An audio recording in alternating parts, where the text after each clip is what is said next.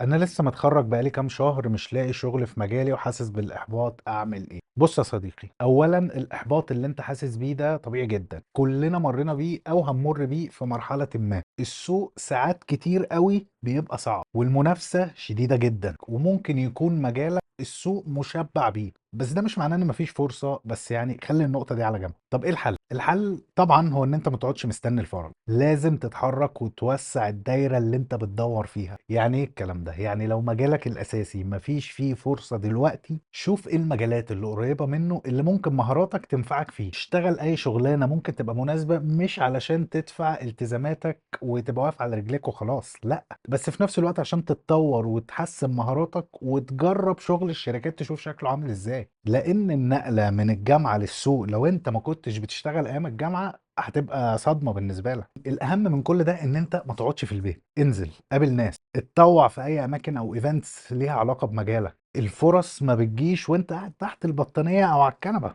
الفرص بتيجي من السعي وإن أنت تخبط على بيبان كتير. الخلاصة يا صديقي إن ده جزء من الرحلة لازم هتمر بيه، بس إن أنت تستسلم وتيأس وتنزل بقى تشتغل حاجة مش هتطورك ومش هتحسنك، هو ده الفشل الحقيقي. فأول حاجة طول نفسك، طول نفسك قوي، طور مهاراتك، ما توقفش سعي. باب ربنا كبير جدا والرزق هيجيلك طالما بتجتهد.